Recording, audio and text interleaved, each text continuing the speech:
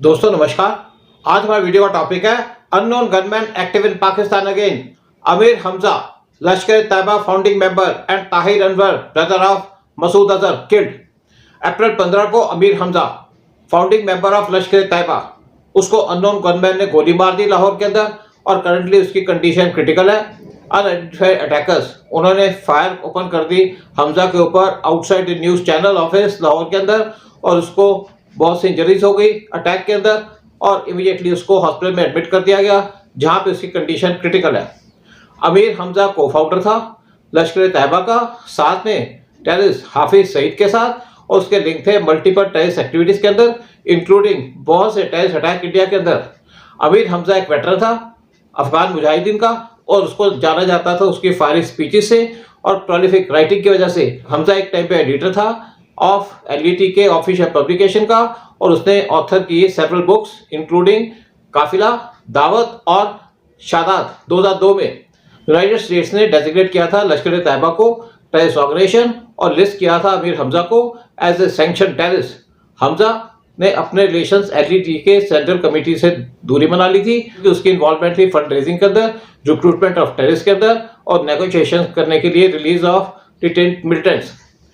2018 में जब severe financial sanction लगा दी गई यूएस और यूएन के द्वारा एलईटी एफिलिएटेड ऑर्गेनाइजेशंस के ऊपर लाइक जमात उल दावा और फलाह ए इंसानियत फाउंडेशन पाकिस्तान अथॉरिटीज के द्वारा, तो हमजा ने अपने आप को डिस्टेंस मेंटेन कर लिया लश्कर से और बाद में उसने एक स्प्रिंटर को बनाया जिसका नाम रखा जैश-ए मनकफा और कंटिन्यूसली मिलिटेंट ऑपरेशंस करता रहा जम्मू एंड कश्मीर के अंदर।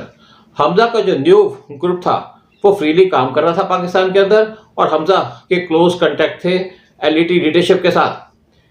मार्च 2026 के अंदर एक दूसरा पाकिस्तान बेस्ड टेररिस्ट मोहम्मद ताहिर अनवर जो जैश-ए मोहम्मद का मेंबर था उसकी डेथ हो गई under mysterious circumstances. Mohammad Tahir Anwar वो एल्डर ब्रदर था जेएम चीफ मौलाना मसूद अजहर का और क्लोज था लश्कर चीफ हाफिज सईद के। ताहिर अनवर की उम्र थी 62 साल की और वो सीरियस इंजर्ड हो गया ऑपरेशन सिंदूर के अंदर जब इंडियन एयरफोर्स ने अटैक किया जेएम के हेडक्वार्टर के ऊपर भावलपुर पाकिस्तान के अंदर।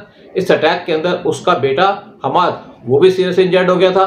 साथ में 10 फैमिली मेंबर्स अजहर महमूद के वो मारे गए थे इस अटैक के अंदर, लेकिन अजहर महमूद किसी तरीके से बच गया। जेएम ने कंफर्म किया अनवर की डेथ का अपने ऑफिशियल टेलीग्राम चैनल से और सोशल मीडिया प्लेटफॉर्म से।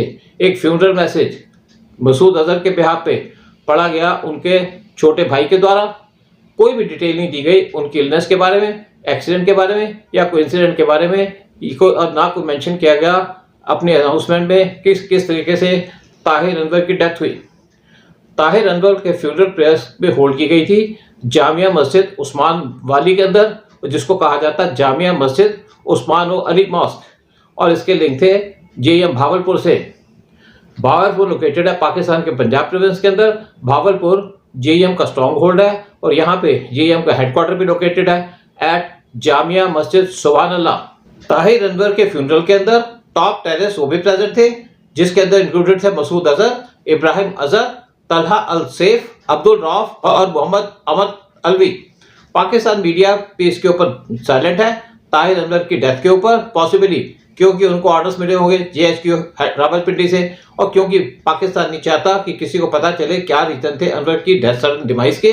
पाकिस्तान ऑफिशियल से भी कोई स्टेटमेंट इशू नहीं की उनकी डेथ के ऊपर। मई 2025 में मसूद अजहर ने पब्लिकली क्लेम किया था कि 10 उनकी फैमिली के मेंबर्स उनकी और एडीज उनकी डेथ हो गई थी जब इंडिया ने एयर स्ट्राइक की थी ऑपरेशन सिंदूर के अंदर। ये जो लोग मारे गए थे उनको एक्नॉलेज किया था इनडायरेक्टली जेएम के कमांडर्स ने, लेकिन अजहर महमूद ने कोई भी बात नहीं की जो डेथ हुई उनके बड़े भाई ताहिर अनवर की।